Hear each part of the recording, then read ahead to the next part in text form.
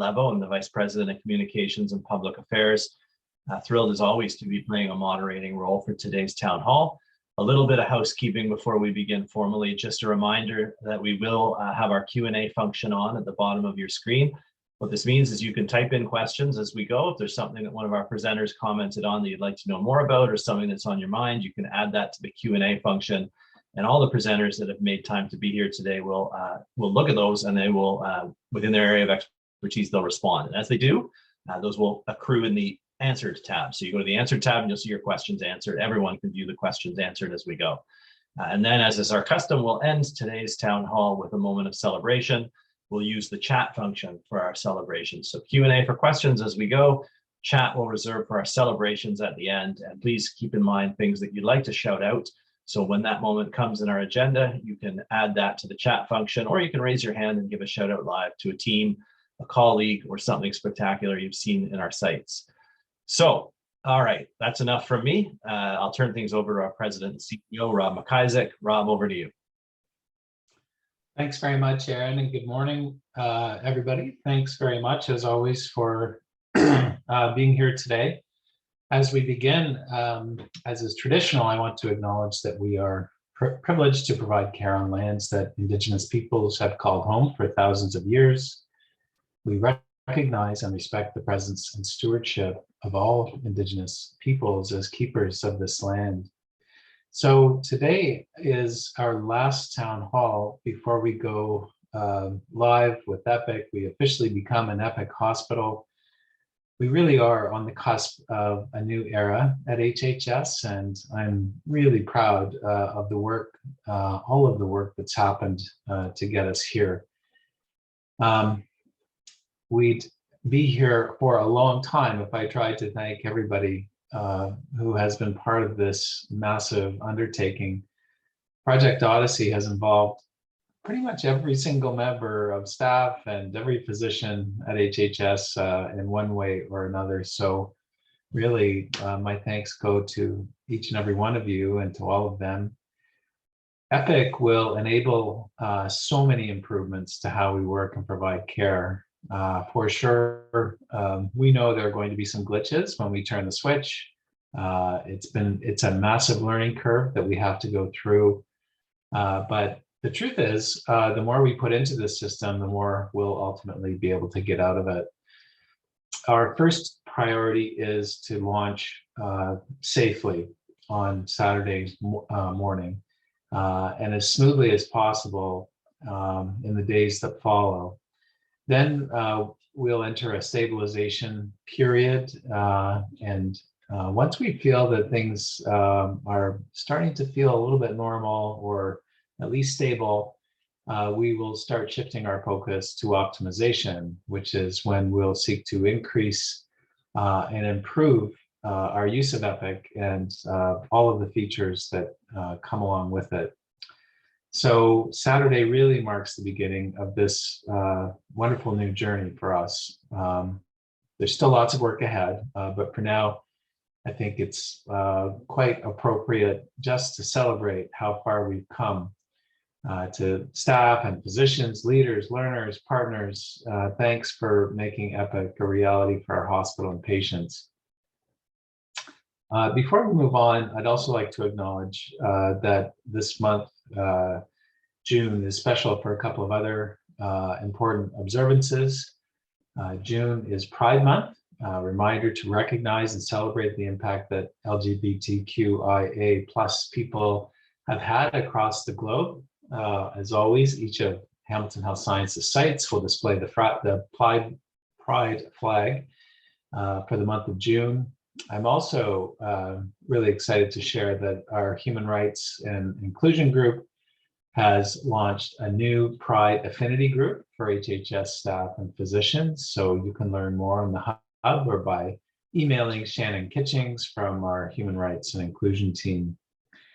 June also marks National Indigenous History Month, which highlights the incredible history, heritage, and diversity of First Nations, Inuit, and Métis people in Canada and across North America. I encourage you all to explore learning opportunities available through our employee assistance, family assistance program. And you can also visit the hub to learn more.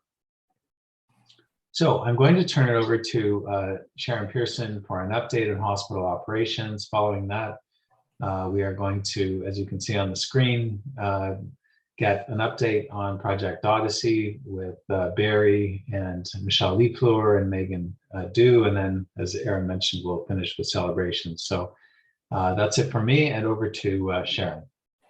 Great. Thank you, Rob. Good morning, everyone. And we are on the cusp of very exciting times for sure.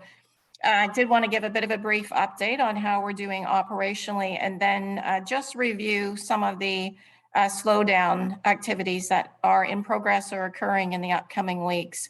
So from a COVID perspective, our numbers continue to decline as they do in the province. So currently just at 50 patients across our sites, less than 5 in ICU, and we have resolved all of our outbreaks, which is great news.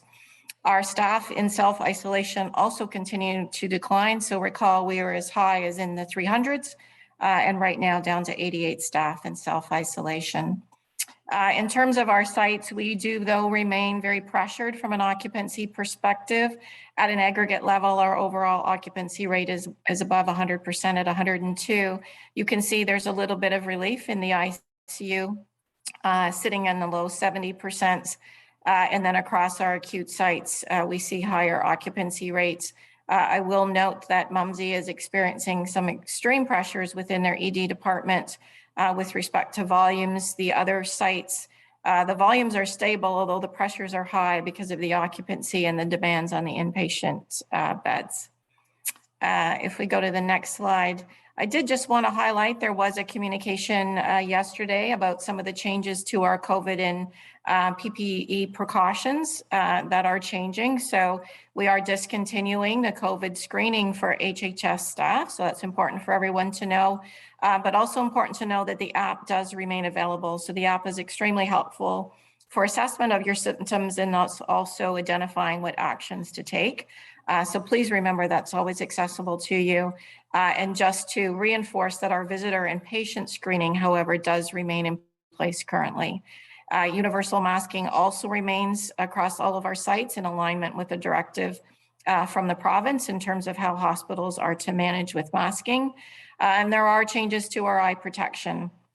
So no longer requiring eye protection when a healthcare worker is within 2 meters of an unmasked patient, visitor, or essential caregiver, but there are other occasions when eye protection is required, and all the details regarding these changes are posted on the hub.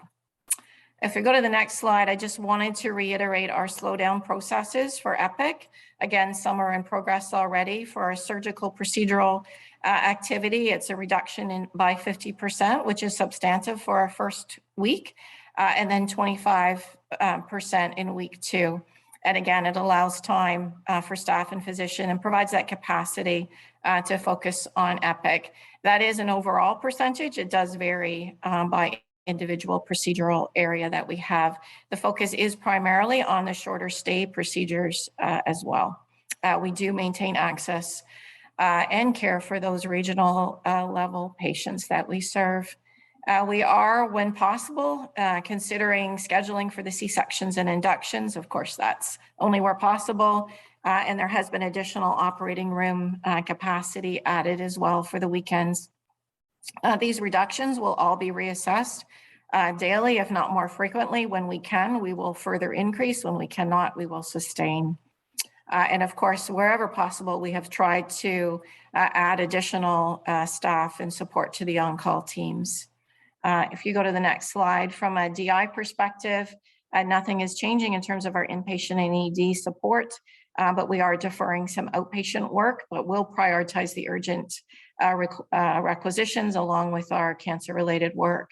And then from an ambulatory perspective, lots of planning has been underway for a 50% reduction in week 1, and then 25% in the following week. Just calling out the JCC because it is a large ambulatory footprint, a 75% capacity reduction this week. And then in the upcoming 4 weeks, you can see the cascade to bring us back up to 100%. And then for systemic treatments, a 25% reduction.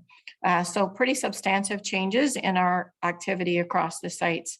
Wherever possible, we are adding staff. Many of you know we are seeking staff to work in the upcoming weekends and weeks. So if you are interested, please reach out to your manager. We do have a very robust operational leadership model in place across all of our sites that will be occurring at varying frequencies throughout the day and the weekend, along with our own individual site commands that will link into our corporate command center. With that, I will hand it over to Aaron. Thanks very much, Sharon, for the update today. All right, 48 hours and less to go. We have Dr. Barry Lum with us, as well as Michelle Leaflor, to give us an update about where we stand with our Odyssey project. Barry, it's coming down to the wire. We're all very excited. What do you got to tell us today? Thanks, everyone. Hey, thanks, Aaron, and hey, everyone. Back again, and as Rob said, 48 hours from now, we will be an Epic hospital. And I'm certainly feeling the pressure and the excitement, and I can kind of feel my adrenaline level rising. And I'm sure you're all in the same boat to one level or another. And just wanted to say what an incredible privilege it has been to be part of this team and this leadership, along with Dave McKagan and Michelle Leaflor, and really on behalf of the entire Odyssey and Epic team. And really, as Rob pointed out, the countless staff that have been involved, and we probably have touched everyone in one form or another as we've been going through this. So I also want you to know that we recognize that this is going to be difficult and that we will support you, and you'll hear more about those supports as we go along.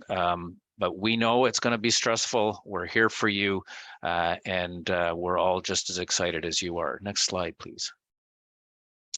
So just a real quick pause, and in the midst of all of this and the anxiety and so on, it's worth reflecting what it is about this that made us go down this road and why we need and want to do it. And so obviously the first thing is about patient safety and the patient experience, and we will be a much safer and well on our way to a higher quality site when organization when we get past go live and into the time when you will really see what being an Epic hospital is all about.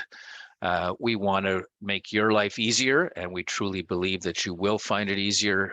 And we want to be able to move our organization ahead as a leading academic healthcare institution, and to partner with our community partners, whether that's through the interoperability with St. Joe's, but also all of the other community partners.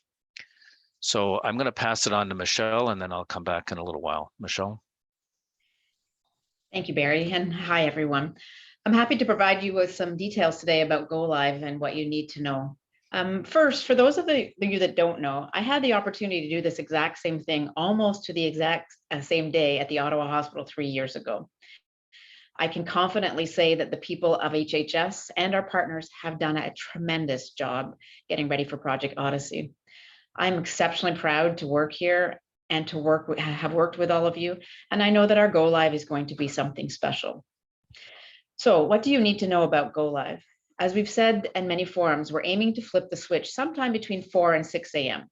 It's possible that time may change because there are a lot of activities occurring overnight for the technical cutover. So as we complete those, we will make announcements out by email, an overhead page, and rave alerts to tell people that we are live, and we'll begin documenting and working in Epic. 24-hour support is available to help you use and navigate the system. Everyone will be supported. For help during the Go Live period, primary support is through the floor support model. So people should be looking for their support people who are wearing either a blue vest or a yellow vest.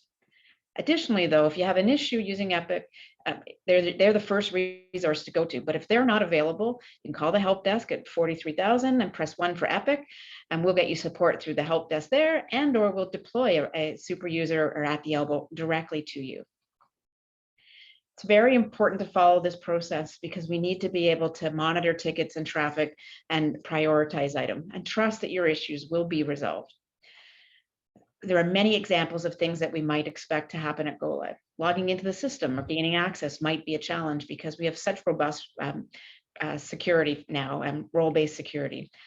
As a reminder, you've heard me say this before, there will be thousands of issues during Go Live. This is totally normal. It doesn't mean that you all and the Odyssey team have not done a fabulous job. They have, but it is incredibly complex, as Rob said. So it's normal that we'll have lots of issues, and we have a system in place through all of the huddles and meetings and the command center to ensure that issues are resolved by order of priority from critical to low. Trust the process and you'll be okay. We also have bulletins going out via email with tip sheets and other important information, so keep your eye out to stay informed. Next slide, please. A few key things. When Epic launches, staff and physicians will be able to use their badge to tap on and off shared workstation. This impacts things like laptops, workstations on wheels, and other Epic devices that have been equipped with a tap reader. Very important to remember that you have to tap on, but you need to tap off every time you're using a shared workstation to ensure to help keep patient information accurate and secure. If you have not used the single sign-on function before, you must register your badge before this will work. Step-by-step instructions on how to do this are available on the hub. There is cutover work still happening now. Amazing work of the registration teams, the pharmacy teams, and nursing and residents across each of our sites doing the active inpatient cutover. This is really the final steps till the technical cutover to ready for Go Live. Meditech and Patient Link will wind down Friday night, so please complete all of your activity in the legacy systems by then. And please ensure your teams have reviewed and understand their downtime procedures in advance of our turning off Meditech at midnight. Remember, if you're working at HHS on June 4th and beyond, we need you to complete your end user proficiency assessment before you can work in Epic. And next slide, please.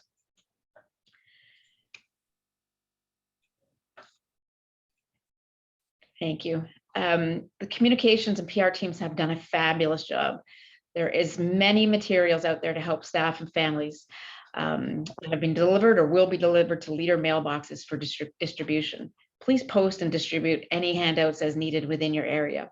Also, you can go to the hub to download electronic versions or to find out how to get more if you need more things to post for your area. When you come to the sites, you will also notice signs that ask visitors to be patient with us as we learn our new system. So we want to ensure that our patients know that we're going through this transformation, and there will be signage to indicate that. Also, you may have to have some difficult conversations with patients or families through this process, either if things are taking slower and as we learn the new system.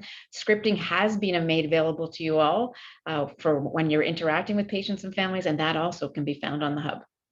So thank you all. I really just want to thank you for tremendous effort down to the final stretch. Very exciting. Go live again is day one. And with that, I'm going to turn it back over to Barry, who will take us through the rest.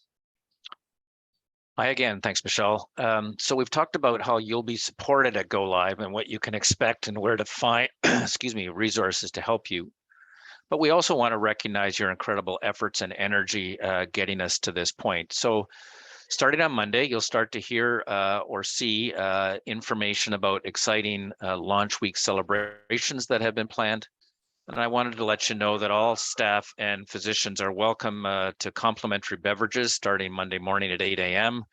through to June the 10th at 11:30 in the evening. Visit a volunteer association cafeteria or cafe at your site. Get your regular coffee, tea, or a pop or a bottled water. For the West Lincoln site, the auxiliary coffee shop will be your destination. And for folks at the West End Clinic and Satellite Health Facility, we'll also have information about how you can have an opportunity to have these beverages and so on. You'll need your badge in order to be able to take advantage of that. We're also going to issue Epic pins to commemorate our collective journey. And most importantly, we're going to have cookies for you on June the 8th and some opportunities for you to win an iPad or a gift card. So more details will come along, but please keep an eye out for us. Next slide, please. So just a little bit about talking to patients and families, and this is really important. You know, I think we all sense and understand that it's going to take us time to get slick in the system, and that may well result in some delay in the way that patients can be moved along. And we want to support our patients and have them understand what we're going through and how we're trying to, at the end of the day, make this a better situation for them and for their care. So think about things that they will see that might not be quite what they're used to. The armbands will look different.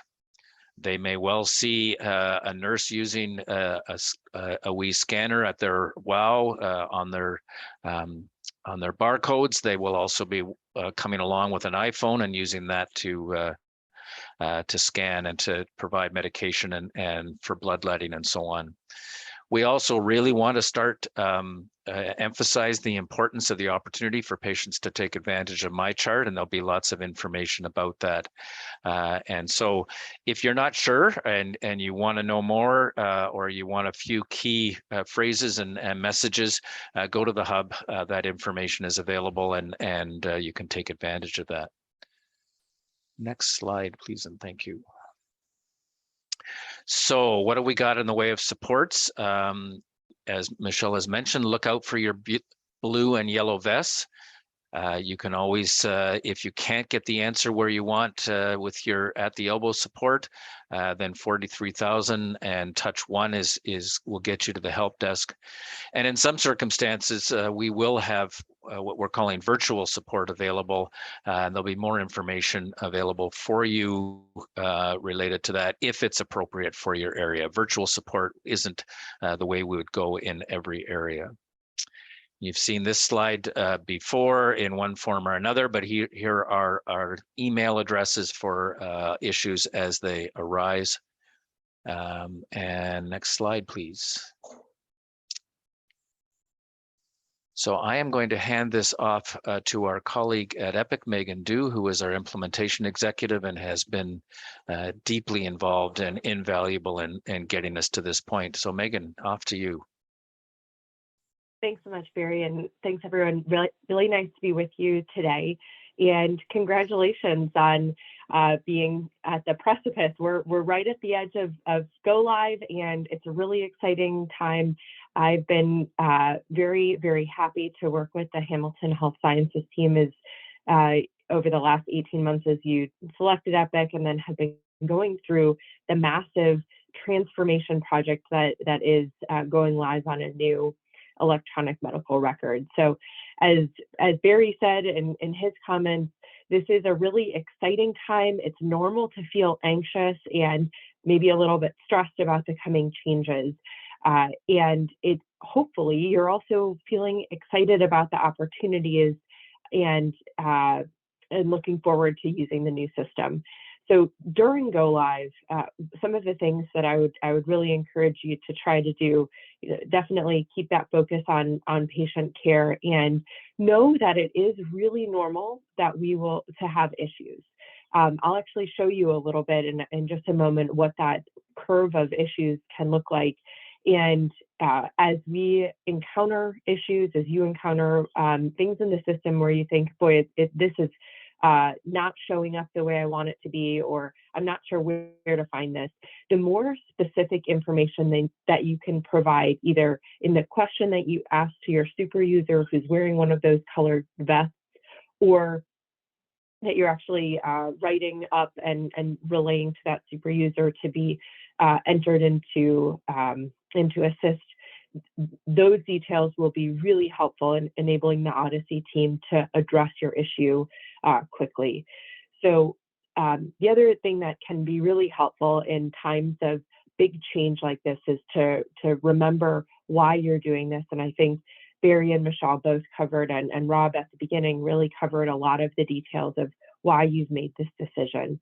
So that's a important thing for your community, for your patients, and hopefully it will be something where you're able to see how it helps you be successful in your day in and day out. Next slide, please. I want to normalize a little bit and help you understand what to expect and what it will feel like in the first couple of days of go live. So when the system comes up early on Saturday morning, it's going to be really exciting. It's normal to see some themes of user provisioning. We want to make sure that users have access to the things that they're able to and need to see in order to get through their day. Sometimes that's not all set up. We know that over 10,000 staff have gone through login labs, and the Odyssey team has resolved 97.5% of all of those issues, which is great. So that should enable it to be pretty smooth, but we still tend to see some issues there. We typically see some issues with printing. So you click print and maybe it goes to a different printer than you expect, or nothing prints out. We want to know those things. We do want those to be reported in so that they can be addressed and triaged appropriately by the Odyssey team. And we also do a lot of workflow reinforcement in the first few days of go live. And truly that extends into the first full week and even the second week of go live, as we are learning new workflows, new ways of doing things that you've done differently in the past. As we get into the end of the first week, we typically see that some of the tougher issues, maybe things that we thought were a little weird or a little inconvenient on day one or day two, they start to really feel like they're tougher problems. So we'll sometimes get together a group of people to really take a close look at the issue and figure out the right path forward. And that may be issuing additional training. That may be making some adjustments to the way the system is set up. It can take a variety of forms. And then after 7 to 10 days, once you've been live for a week and everyone's been working so hard, we do tend to see that people get a little bit tired. Things get hard. You start realizing, oh my gosh, this is the new way of doing things. And so there's sort of that very normal human curve of acceptance and adoption that we see. Next slide, please.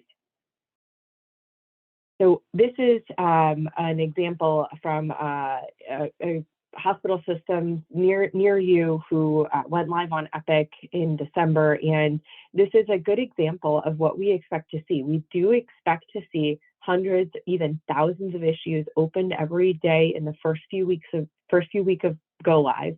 And we tend to see that things really start feeling more stable by week 3 and week 4. And one thing you don't see on here is also the resolution of tickets per day, but I can assure you that every day things are going to feel a little bit smoother and a little bit easier as we get into that new normal. Next slide, please. I referenced earlier that as we uncover difficult issues, we do bring together teams of people that are really cross-functional, across roles in order to resolve those. So if you hear us referencing, if you see a SWAT team referenced in some of those daily communications or in meetings that you're attending, this is just a little bit of context of what that is. The goal is really to bring together all the right groups of people so we can make the decisions and get things set up for the future.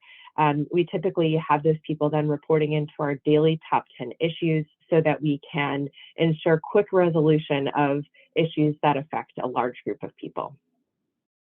And then last and final slide here for me is just a little bit more of what to expect beyond the next 2 weeks. Stabilization can take a couple of months. There are going to be some areas, maybe you work in a department that has put a lot of effort into practicing, you've done a lot of simulations, and your teams all took training really seriously. You may be a department that stabilizes pretty quickly. There may be other departments that, for a variety of reasons, tend to take a little bit more time to stabilize and need a little bit more support. That is okay. The HHS leadership team has been thinking very carefully about how to ensure that super users can stay engaged and continue to support. We have a large group of people who will be in the command center working through issues, and we're not going anywhere. We're going to make sure that issues continue to be resolved. And we do anticipate that some workflows may need to be reevaluated once we're live and feeling more stable. So just know that that is really normal. That's something that we see across all of the organizations that go live on Epic. There will also be announcements upcoming about ongoing training opportunities. You'll have chances to get back into the classroom and maybe brush up on some efficiency tips that you may learn as you may be more interested in or able to kind of absorb as you start using the system. We'll teach you some shortcuts and things like that to make the system even easier to use for you. And then, of course, there will be continuous improvement and optimization as we proceed. So I think the things that I want to leave you with is this is a great time to be excited. It's normal if you're feeling a little anxious, and you've got this. The whole organization has worked together so impressively to get to this point, and I know it's going to be a wonderful thing for your community and your patients and just the whole health system. So congratulations, and really looking forward to seeing this happen on Saturday. Wonderful. Thanks very much, Megan, for being with us today and for providing that presentation for our teams. Lots to think about for sure. Everybody's been working super hard and very excited about what comes next. Okay, so we fielded a few questions throughout today's presentations. Those are in the answered tab if you'd like to review what was there. Of course, you can continue to enter questions into the Q&A function as we proceed, and we will make sure that an answer gets to you. If you do put one in, make sure your name's attached to it so that we can ensure that you get a response, just in case that comes in at the very end and no one gets a chance to type an answer live. And as always, if you come up with a question after the fact, something that you thought about after today's presentations, you can always email that to hhsnews@hhsc.ca. And again, we'll make sure to get an answer to you from the right person as quickly as possible. Okay, so let's move along to our celebrations. So in the chat function, you can type a celebration, something that you want to acknowledge or regard. It could be a team, could be a person, could be an accomplishment, could be something that's going on around you. You can also raise your hand and I'll call on you to give your shout out live. I see some of our presenters are on it already. Leslie Gillies, what would you like to celebrate today? Well, thanks, Aaron. I just want to say some sincere congratulations and appreciation to all the teams who have been completing cutover in the last few days. Amazing work, the problem solving, teamwork, communication, and just overall positive attitude is just so wonderful to see, and always in awe of the folks that are contributing every day. But this has been intense work, but everyone has rose to the challenge, and sincere appreciation for that. Thank you. Wonderful. Thanks a lot, Leslie. Dave McKay, you're next with a hand up. What would you like to celebrate today? Thanks, Aaron. And I guess piling in a little bit, this momentous point for Project Odyssey, but I just wanted to extend not only to all those that have been across the whole organization involved, as Rob said very well. I just wanted to extend a special thanks to both Megan and Megan Dew and Mike Pontilla from Epic, who've been along with us in the leadership of this whole project, and also, of course, to Michelle Leifler, our VP and CIO here, and Dr. Barry Lam, our executive lead. Truly phenomenal group of people that we have been very fortunate to have leading this project. It made my role as exec sponsor a lot easier to sleep at night, and I really appreciate all of their commitment, their work, and their leadership. So just thanks so much, and congrats, and good luck Saturday. Thanks, Dave. Michelle Leifler, I see you with a hand up. What would you like to celebrate today? Thank you, Aaron. Oh, there's so many things I could celebrate. So I'll pick two, if I may. First, I just want to shout out to the trainers. I appreciate that there's been some fits and starts with training, but really through the end stretch, the trainers are doing everything possible, standing up one-on-ones, working all hours to get folks ready for next week. So really appreciate they've had a very difficult task and have stepped up to the plate to do whatever it is possible. Second, I just want to echo Les's comments around cutover. I had the pleasure of popping in to see the registration cutover begin, and the collaboration and conversations going on with the folks doing that step was simply amazing to watch. That has continued through the great work that the pharmacy teams are doing to do that very complicated cutover, and nursing and the residents that are doing the rest of the active inpatient backlog today. So seeing that organic support of each other is really what we need down the stretch. So just really congratulations to everyone. Awesome. Thanks very much, Michelle. Leslie Gauthier, you're up next. What would you like to celebrate?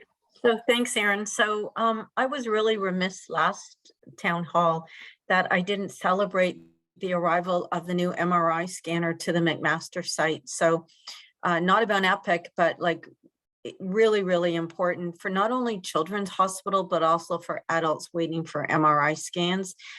There's tons of information that's been posted through social media on it. It was really cool to watch a crane lift an MRI scanner through the window. And just want to thank Diego Gomez in particular as our turnkey lead on MES, who led a lot of that work to get the scanner through the window. So thank you. Scanner through the window. Good stuff. Yeah, for sure we're celebrating. I see here in our chat from Susan Pucciarelli, congratulations to the entire EPIC team and to all HHS staff and physicians and leaders who have been preparing for Go Live. Amazing work by all. For sure. From Neil Johnson, thanks to Megan and Mark and the pharmacy team who responded rapidly to resolve an issue related to chemotherapy preparation at Juravinski Hospital, Juravinski Cancer Center, and 2 regional partner sites, which could have been impacted at Go Live, all within 36 hours. Great response. Thanks, Neil, for highlighting that. From Deb Bedini, thank you to the registrars, pharmacists, nurses, and residents doing the inpatient cutover that started on May 31st. Excellent work being done by all. Thanks to Mike Taylor, Nancy Nessathurai, Annie Brooks, Rebecca Fleck, Amy Williams, Karen Robinson, Pam Westover, Kelly Gardner, Phil Cansey, and their teams for their leadership on this work. A special thank you to Ned Vara, Daniel Van Veen, Carissa Corden, and Dr. Barry Lum for their support too. And I have great confidence that we will get this all done on time. Thanks, Deb. Really great to see you call out so many individuals there. Wonderful stuff. From Kaylin Pettit, I'd like to thank HHS's regional printing and graphics team, which has done so much work creating all sorts of digital and printed materials throughout this project. All the signage, the posters, the hub graphics, the handouts, etc. Everything you see has been skillfully produced by this team. Thank you. Even the background behind me today. Absolutely great work. So much of it across our organization helps bring the project to life. Thanks, Kaylin, for pointing that out. From Angela McMaster, thank you to all the super users who are helping all of us learn about EPIC while we're still performing their usual duties and soon to be taken away from their own roles to continue to help us. So thank you, super users. Thanks, Angela, for highlighting that. And Deb Bedini forgot to add Kelly O'Halloran. How could we forget Kelly for all her leadership with Cutover? Thanks, Kelly, for all of that. And thanks, Deb. Leslie Gillies, thanks to Alicia Page, who has been working closely with the community medicine program and population health portfolio, working alongside the teams. From Kelly Campbell, thanks to all the leaders who are working diligently to get staff registered for Odyssey training and preparation for Go Live this weekend. Big effort for sure. From Carissa Corden, thanks to all the leaders for rallying together as we implement HHS's largest clinical transformation initiative. It is so inspiring to see everyone working together, EPIC and Odyssey team, clinical ops, professional practice, and everyone involved. For sure, I have to say it has been something that galvanized everyone on the same mission for this project, for sure. Georgia Georgiou would like to thank Dr. Hillis, who has been doing EPIC demos for our cancer program staff and physicians the past few weeks, so we get a chance to see it in action for our patients. Greatly appreciated. He's been seriously playing in the playground. Good stuff. Thanks, Georgia, for highlighting that. And thanks, Dr. Hillis. Okay, I think that's probably it. We've managed to celebrate all that we need to celebrate today. Why don't I turn it back to you, Rob, for final remarks. We'll see everyone again soon. Okay, thanks, Aaron, and thanks all for being here today. Maybe I'll just add one more celebration, and that's to Dave McKeag for his executive sponsorship of this file. He's been a really steady leader across the last 2 years and more, because we had to do a bunch of things before we could get even to the 2 years of preparation for EPIC. So thanks, Dave, for all your leadership. For everybody else, well, here we go. And a couple more days and life will change at HHS forever. I think, you know, as everybody's been saying at the start, in kind of a challenging way, but long-term, you know, we'll never look back. So thanks all. Good luck on Saturday morning for those of you who are here. Good luck to everybody over the next 9-10 days as you experience your first day with the new system. We're here to support you. Hang in there. We'll get through this, and it's going to be great. Thanks all. Cheers.